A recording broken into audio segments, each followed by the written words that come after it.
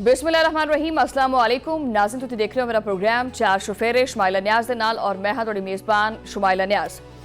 अच्छा, अक्सर मुहल्लियां दे विच ना तुहानूं पता है कि कुछ वेचण वास्ते जदों आंदे है तो कहंदे कि लोहे लैलन तो पतीसा फलानियां जिहड़ा ना चीज़ां तो पतीसा।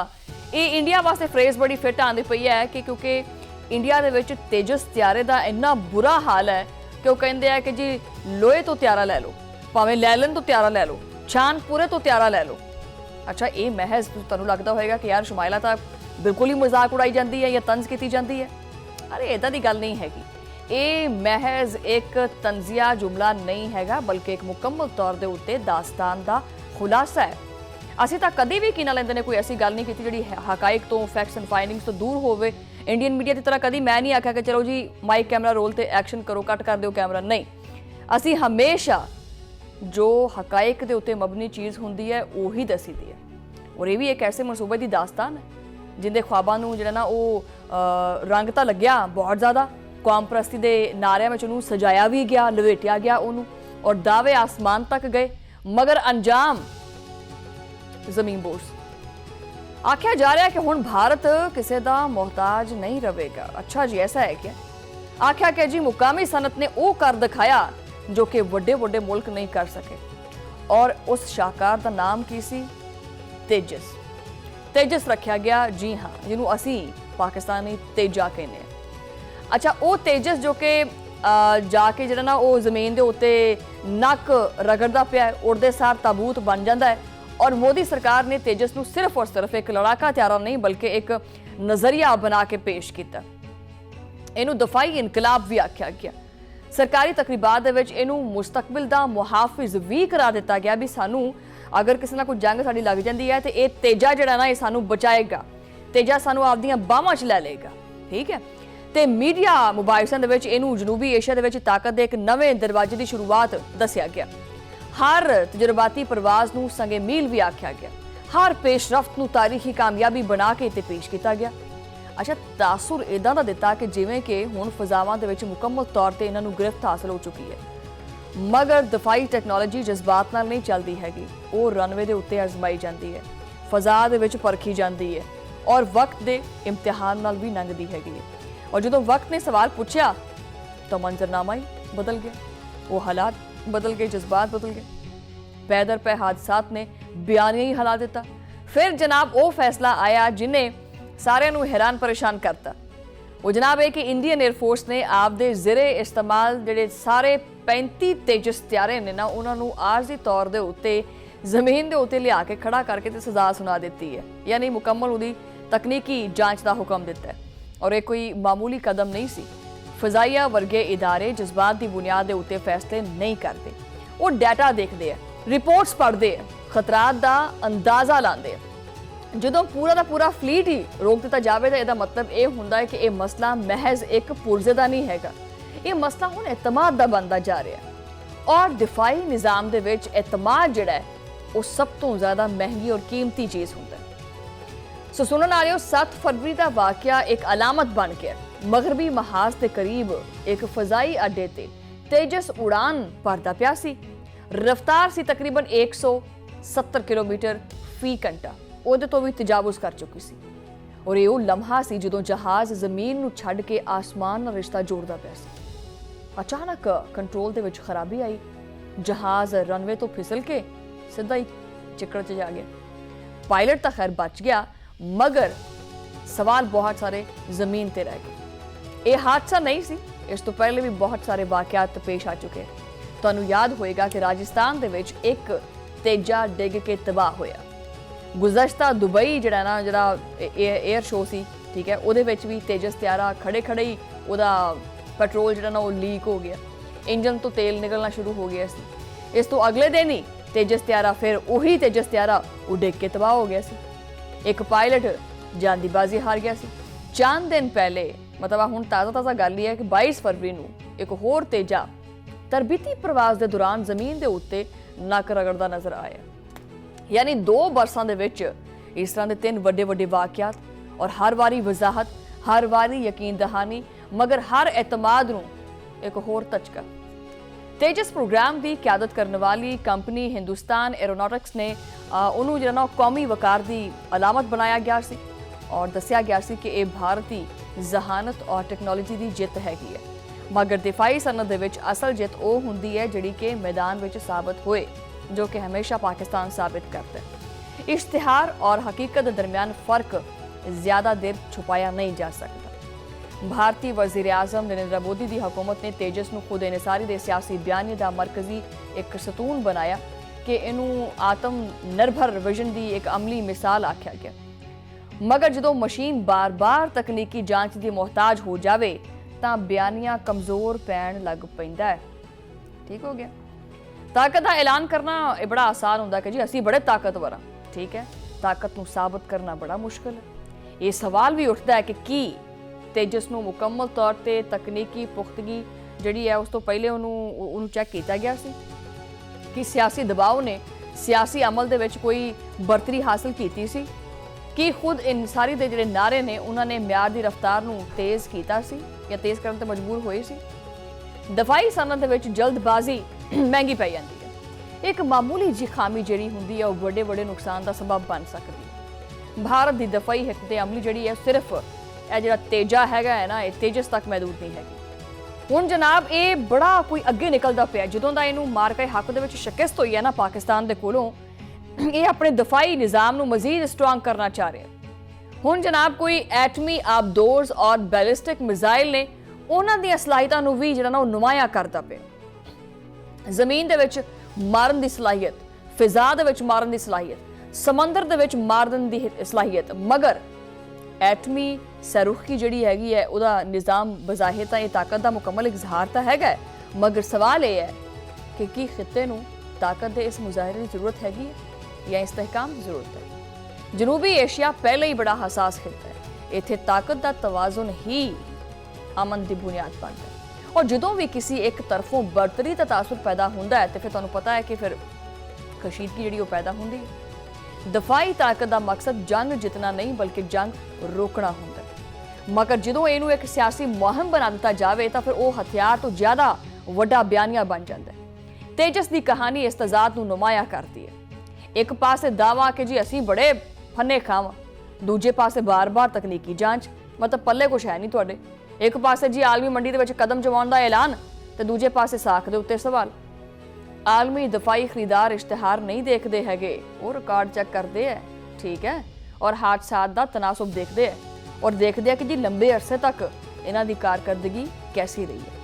ਔਰ ਇਹ ਵੀ ਹਕੀਕਤ ਹੈ ਕਿ ਦਫਾਈ ਖੁਦ ਇਨਸਾਰੀ ਇੱਕ ਤਵੀਲ ਔਰ ਇੱਕ ਮੁਸ਼ਕਿਲ ਸਫ਼ਰ ਹੈ ਔਰ ਇਹਦੇ ਵਿੱਚ ਨਾਕਾਮੀ ਵੀ ਹੁੰਦੀ ਹੈ ਔਰ ਇਸਲਾਹ ਵੀ ਹੁੰਦੀ ਹੈ। ਮਗਰ ਇਸ ਸਫ਼ਰ ਨੂੰ ਸਿਆਸੀ ਕਾਮਯਾਬੀ ਦੇ ਤੌਰ ਤੇ ਵੇਚਣਾ ਇਹ ਖਤਰਨਾਕ ਹੋ ਸਕਦਾ ਹੈ। ਜਦੋਂ ਮਸ਼ੀਨ ਤਿਆਰ ਨਾ ਹੋਵੇ ਤਾਂ ਇਹਨੂੰ ਤੁਸੀਂ ਕਿੱਦਾਂ ਕਹਿ ਸਕਦੇ ਆ ਕਿ ਜੀ ਬਿਲਕੁਲ ਇਹ ਤਿਆਰ ਹੈ, ਤਾਂ ਫਿਰ ਉਹ ਨੁਕਸਾਨ ਹੀ ਦਿੰਦੀ ਹੈ, ਠੀਕ ਹੈ, ਉਹ ਤੁਹਾਨੂੰ ਫਾਇਦਾ ਨਹੀਂ ਦਿੰਦੀ। ਸਾਖ ਦਾ ਵੀ ਜਿਹੜਾ ਨਾ ਉਹ ਇਸੇ ਤਰ੍ਹਾਂ ਹੁੰਦਾ ਕਿ ਅੱਜ ਤੁਸੀਂ ਦੇਖ ਸਕਦੇ ਆ ਕਿ ਤੇਜਸ ਜਿਹੜਾ ਨਾ ਉਹ ਜ਼ਮੀਨ ਦੇ ਉੱਤੇ ਖੜਾ ਹੈ, ਉਹਦੀ ਜਾਮੇ ਤਕਨੀਕੀ ਜਿਹੜੀ ਜਾਂਚ ਹੈ ਉਹ ਜਾਰੀ ਹੈ ਔਰ ਰਿਪੋਰਟਸ ਜਿਹੜੀਆਂ ਨੇ ਉਹ ਤਿਆਰ ਹੁੰਦੀਆਂ ਪਈਆਂ ਨੇ, ਇੰਜੀਨੀਅਰ ਮਸਰੂਫ ਨੇ, ਲੇਕਿਨ ਜਿਹੜਾ ਬਿਆਨੀਆ ਹੈ ਉਹ ਬਿਲਕੁਲ ਮੂੰਹ ਦੇ ਉੱਤੇ ਉਹਨੇ ਉਂਗਲ ਰੱਖੀ ਹੋਈ ਹੈ, ਉਹ ਬਿਲਕੁਲ ਖਾਮੋਸ਼ ਹੈ। ਸਵਾਲ ਇਹ ਹੈ ਕਿ ਅਗਰ ਇਹ ਸਾਰਾ ਕੁਝ ਬੜਾ ਮੁਸਤਹਿਕਮ ਸੀ ਤਾਂ ਫਿਰ ਇਹਨੂੰ ਦੁਬਾਰਾ ਇਹਨੂੰ ਠੀਕ ਕਰਨ ਦੀ ਇਹਦੀ ਜ਼ਰੂਰਤ ਕਿਉਂ ਪੇਸ਼ ਆਈ? ਔਰ ਅਗਰ ਸਾਰਾ ਕੁਝ ਮਹਿਫੂਜ਼ ਸੀ ਤਾਂ ਫਿਰ ਬਾਰ-ਬਾਰ ਇਹ ਹਾਦਸਾਤ ਕਿਉਂ ਹੋਏ? ਔਰ ਅਗਰ ਸਾਰਾ ਕੁਝ ਕਾਮਯਾਬ ਸੀ ਤਾਂ ਫਿਰ ਇਹਦੇ ਤੇ ਉੱਤੇ ਆਦਮ ਇਤਮਾਦ ਕਿਉਂ ਆਇਆ?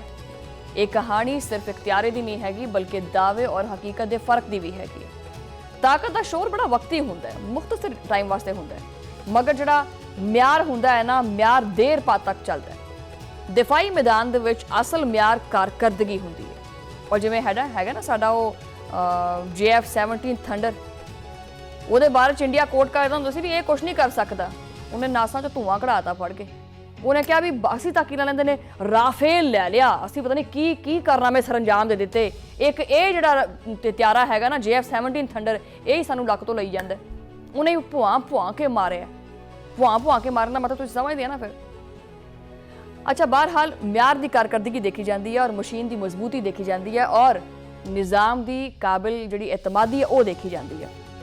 ਇਹ ਹੁਣ ਭਾਰਤ ਸਮੁੰਦਰ ਦੇ ਵਿੱਚ ਆਪਣੀ ਸਬਮਰੀਨਸ ਜਿਹੜੀ ਹੈ ਉਹ ਪਾਉਂਦਾ ਪਿਆ, ਬੜੇ ਆਪਣੇ ਆਪ ਨੂੰ ਸਟਰੋਂਗ ਕਰਨ ਦੀ ਕੋਸ਼ਿਸ਼ ਕਰਦਾ ਪਿਆ, ਦਫਾਈ ਮਹਾਜ਼ ਤੇ ਬੜਾ ਅੱਗੇ ਨਿਕਲਣ ਦੀ ਕੋਸ਼ਿਸ਼ ਕਰਦਾ ਪਿਆ। ਲੇਕਿਨ ਮੈਂ ਇੱਥੇ ਇੱਕ ਚੀਜ਼ ਕੋਟ ਕਰ ਦੇਵਾਂ, ਇਹ ਜੋ ਹਾਲ ਔਰ ਜੋ ਹਸ਼ਰ ਇਹ ਤੁਹਾਡੇ ਤੇਜਸ ਤਿਆਰੇ ਦਾ ਹੋਇਆ ਹੈ ਨਾ, ਇਹ ਸਬ ਮਰੀਨਾ ਦਾ ਵੀ ਉਹੀ ਹੋਏਗਾ।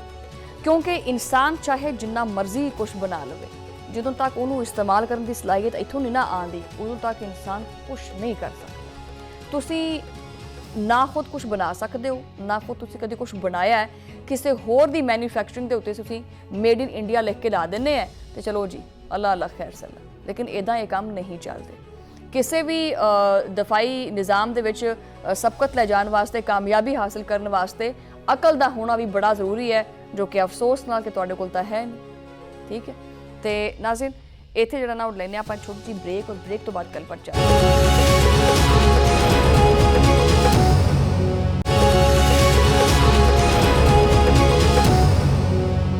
Welcome back Nazreen. ਪ੍ਰੋਗਰਾਮ ਦੇ ਇਸ ਹਿੱਸੇ ਦੇ ਵਿੱਚ ਆਪਾਂ ਗੱਲ ਕਰਾਂਗੇ ਕਿ ਇੱਕ ਪਾਸੇ ਤਾਂ ਫਾਈਲਾਂ ਦੇ ਵਿੱਚ ਤਰੱਕੀ ਦੇ ਰੰਗੀਨ ਗ੍ਰਾਫ ਬਣਦੇ ਪਏ ਨੇ, ਪੰਜਾਬ ਹਕੂਮਤ ਦੀਆਂ ਸ਼ੈ ਖਰਚੀਆਂ ਚੱਲਦੀਆਂ ਪਈਆਂ ਨੇ, ਦੁਨੀਆ ਦੇ ਲਗਜ਼ਰੀ ਤਿਆਰੇ ਖਰੀਦੇ ਜਾ ਰਹੇ ਨੇ, ਔਰ ਇਹਦੇ ਨਾਲ ਦੂਸਰੇ ਪਾਸੇ ਗਲੀਆਂ ਦੇ ਵਿੱਚ ਗੁਰਬਤ ਦੀ ਲਕੀਰ ਪਹਿਲੇ ਤੋਂ ਜ਼ਿਆਦਾ ਡੂੰਗੀ ਹੋਈ ਜਾਂਦੀ ਹੈ।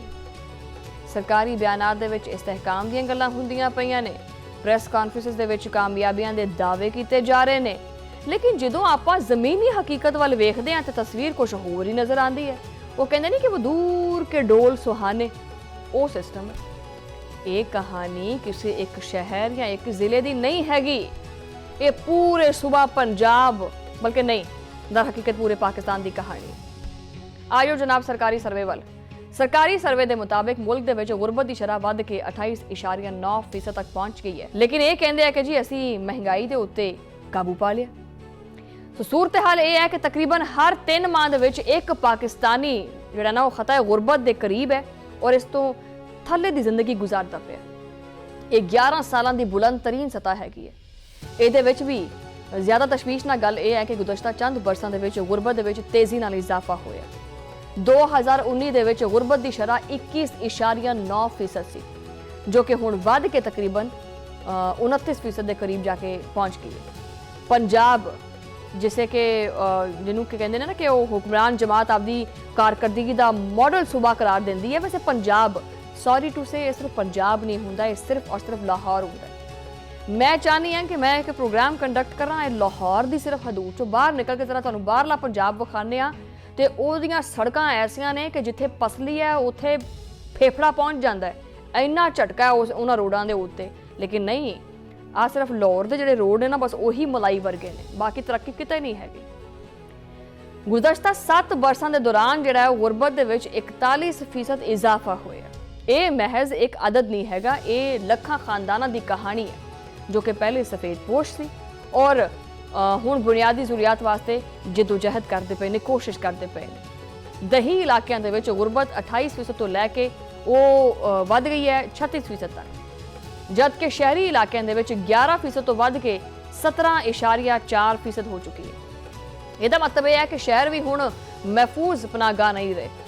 ਲੋਕਾਂ ਦੀ ਹਕੀਕੀ ਮਾਹਾਨਾ ਆਮਦਨ ਜੋ ਕਿ 2019 ਦੇ ਵਿੱਚ ਤਕਰੀਬਨ 35,000 ਰੁਪਏ ਸੀ, ਉੱਥੋਂ ਘੱਟ ਹੋ ਕੇ 31,000 ਰੁਪਏ ਦੇ ਕਰੀਬ ਆ ਗਈ। ਆਮਦਨ ਘੱਟ ਹੋਈ ਪਈ ਹੈ, ਲੇਕਿਨ ਅਖਰਾਜਾਤ ਦੇ ਵਿੱਚ ਕਮੀ ਖੁਸ਼ਹਾਲੀ ਦੀ ਵਜ੍ਹਾ ਨਾਲ ਨਹੀਂ ਬਲਕਿ ਮਜਬੂਰੀ ਦੇ ਬਾਇਸ ਹੋਈ ਹੈ। ਘਰਾਂ ਦੇ ਵਿੱਚ ਬਜਟ ਬਣਾਉਂਦੇ ਵਕਤ ਸਭ ਤੋਂ ਪਹਿਲੇ ਤਾਲੀਮ, ਇਲਾਜ ਔਰ ਗ਼ਜ਼ਾਈਆ ਦੇ ਉੱਤੇ ਕਟੌਤੀ ਕੀਤੀ ਜਾਂਦੀ ਹੈ। 8,484 ਰੁਪਏ ਮਹਾਨਾ ਆਮਦਨ ਰੱਖਣ ਵਾਲੇ ਖਾਨਦਾਨ ਇਹ ਵਿਚਾਰੇ ਕਿਸ ਤਰ੍ਹਾਂ ਮਹਿੰਗਾਈ ਦਾ ਮੁਕਾਬਲਾ ਕਰਨਗੇ? ਇਹ ਸਵਾਲ ਹੁਕੂਮਤੀ ਦਾਅਵਿਆਂ ਦੇ ਵਿੱਚੋਂ ਜਿਹੜਾ ਨਾ ਹੈਗਾ ਉਹ ਬਹੁਤ ਵੱਡਾ ਹੈਗਾ। ਬੇਰੋਜ਼ਗਾਰੀ 21 ਸਾਲਾਂ ਦੀ ਬੁਲੰਦ ਤਰੀਨ ਸਤਹ ਦੇ ਉੱਤੇ ਯਾਨੀ 7.1% ਦੇ ਉੱਤੇ ਪਹੁੰਚ ਗਈ ਹੈ। ਲੱਖਾਂ ਨੌਜਵਾਨ ਡਿਗਰੀਆਂ ਹੱਥਾਂ 'ਚ ਲੈ ਕੇ ਫਿਰਦੇ ਪਏ ਹੈ, ਲੇਕਿਨ ਉਹਨਾਂ ਨੂੰ ਰੋਜ਼ਗਾਰ ਨਹੀਂ ਮਿਲਦਾ। ਵੈਸੇ ਰੋਜ਼ਗਾਰ ਦੇਣ ਦੀ ਬਜਾਏ ਇੱਥੇ ਸਿਰਫ 10-10 ਹਜ਼ਾਰ ਰੁਪਇਆ ਤਕਸੀਮ ਹੋ ਰਿਹਾ ਹੈ ਕਿ ਇਹ ਲੈ ਆਪ ਆਪਣਾ ਰੋਟੀ ਪਾਣੀ ਖਾएं। ਠੀਕ ਹੈ, ਹਰ ਜਿਹੜਾ ਸ਼ੋਭਾ ਹੈ ਉਹ ਦਬਾਅ 'ਚ ਹੈਗਾ। ਸਨਅਤਾਂ ਸੁਸਤ ਰਵੀ ਦਾ ਸ਼ਿਕਾਰ ਨੇ ਔਰ ਸਰਕਾਰੀ ਸਤਹ ਦੇ ਉੱਤੇ ਜਿਹਨਾਂ ਨਾਲ ਉਹ ਰਾਈਟ ਸਾਈਜ਼ਿੰਗ ਦੇ ਨਾਮ ਦੇ ਉੱਤੇ ਹਜ਼ਾਰਾਂ ਅਸਾਮੀਆਂ ਜਿਹੜੀਆਂ ਨੇ ਨਾ ਉਹ ਖਤਮ ਕੀਤੀਆਂ ਜਾ ਚੁੱਕੀਆਂ ਨੇ। 40,000 ਤੋਂ ਜ਼ਿਆਦਾ ਅਸਾਮੀਆਂ ਪਹਿਲੇ ਹੀ ਖਤਮ ਹੋ ਚੁੱਕੀਆਂ ਨੇ, ਜਦਕਿ ਮਜ਼ੀਦ ਹਜ਼ਾਰਾਂ ਖਤਮ ਹੋਣ ਦੇ ਮਰਹਲੇ ਦੇ ਵਿੱਚ ਨੇ। ਇਸ ਅਮਲ ਦਾ ਬਰਾਹ ਰਾਸਤ ਅਸਰ ਪਤਾ ਕਿੰਨੇ ਤੇ ਪੈਂਦਾ? ਇਹ ਜਿਹੜਾ ਥਲੜਾ ਤਬਕਾ ਹੈ ਨਾ ਉਹਦੇ ਉੱਤੇ। ਤਵਾਨਾਈ ਦਾ ਸ਼ੋਭਾ ਵੀ ਮਸਾਇਲ ਨਾਲ ਘਿਰਿਆ ਹੋਇਆ। National electric power regulatory authority ਨੇ ਵੀ ਆਪਦੀ ਹਾਲੀਆ ਰਿਪੋਰਟ ਦੇ ਵਿੱਚ ਖਬਰਦਾਰ ਕੀਤਾ ਹੈ ਕਿ ਕਮਜ਼ੋਰ ਪਾਵਰ ਟਰਾਂਸਮਿਸ਼ਨ ਸਿਸਟਮ ਦੀ ਵਜ੍ਹਾ ਤੋਂ ਮੁਲਕ ਨੂੰ ਮਹਿੰਗੀ ਬਿਜਲੀ ਪੈਦਾ ਕਰਨੀ ਪੈਂਦੀ ਪਈ ਹੈ। ਸਸਤੀ ਬਿਜਲੀ ਦਸਤਿਆਬ ਹੋਣ ਦੇ ਬਾਵਜੂਦ ਗ੍ਰਿਡ ਦੀ ਮਹਿਦੂਦ ਸਲਾਹੀਅਤ ਔਰ ਓਵਰਲੋਡ ਸਟੇਸ਼ਨਸ ਦੇ ਬਾਇਸ ਮਹਿੰਗੇ ਪਾਵਰ ਪਲਾਂਟ ਚਲਾਉਣਾ ਪੈਂਦੇ। ਨਤੀਜਾ ਇਹ ਹੈ ਕਿ ਬਿਜਲੀ ਦੇ ਬਿੱਲਾਂ ਦਾ ਬੋਝ ਬਰਾਹ ਰਾਸਤ ਆਵਾਮ ਦੇ ਮੋਢਿਆਂ ਦੇ ਉੱਤੇ ਪੈਂਦਾ। ਸਨਅਤਾਂ ਦੀ ਲਾਗਤ ਵੱਧਦੀ ਪਈ ਹੈ, ਬਰਾਮਦਾਤ ਮੁਤਾਸਰ ਹੁੰਦੀ ਪਈ ਹੈ, ਰੋਜ਼ਗਾਰ ਦੇ ਮੌਕੇ ਘੱਟ ਹੁੰਦੇ ਪਏ ਹੈ। ਬਰਾਮਦਾਤ ਦਾ ਸ਼ੋਭਾ ਜਿਹੜਾ ਨਾ ਉਹ ਤਨਜ਼ਲੀ ਦਾ ਸ਼ਿਕਾਰ ਹੈ।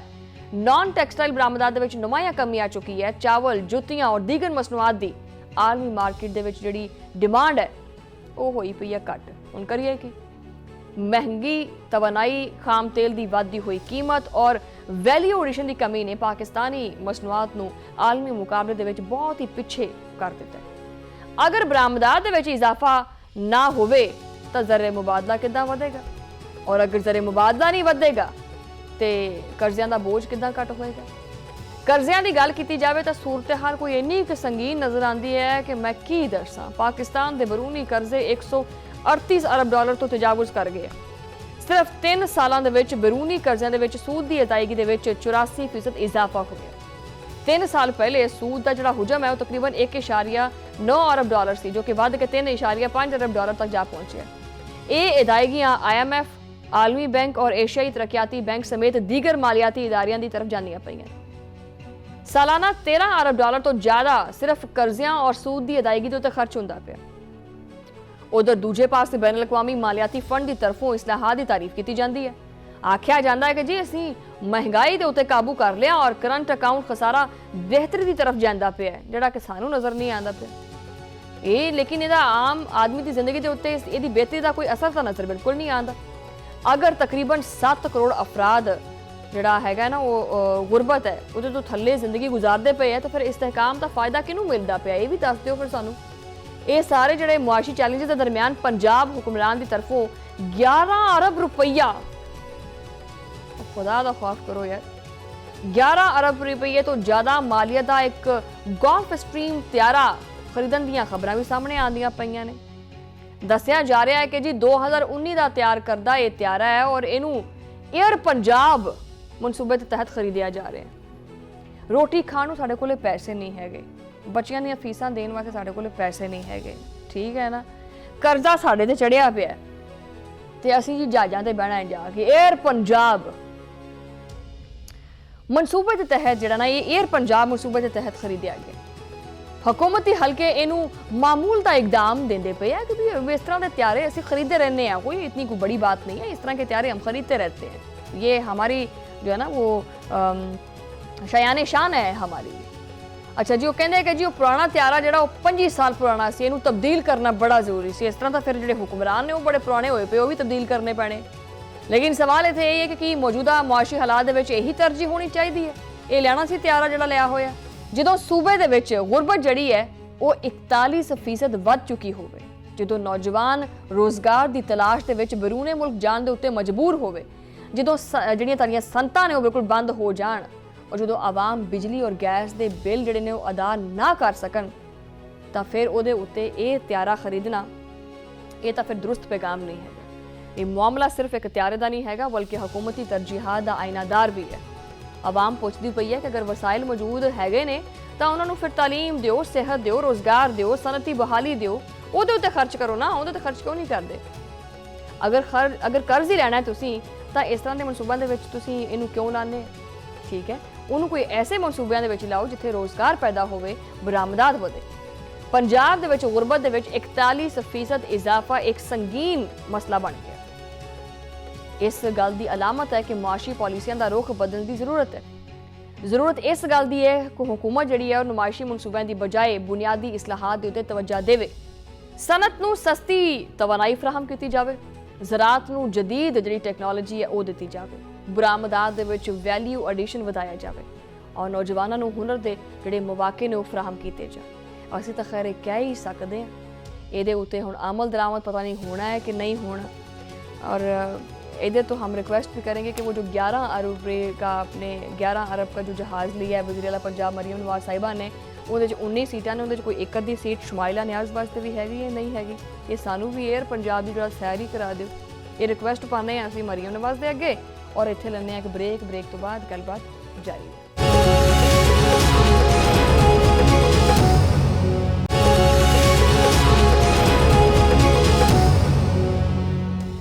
वेलकम बैक नाज़रीन। और जिस तरह कि महंगाई की सूरत हाल के उत्ते आपां गलबात की है, मजीद आपां इस मुद्दे के उत्ते गलबात करांगे। मेरे नाल मौजूद ने प्रोग्राम के इस हिस्से दे विच माहिर मैशत डॉक्टर इकरामुल हक साहब।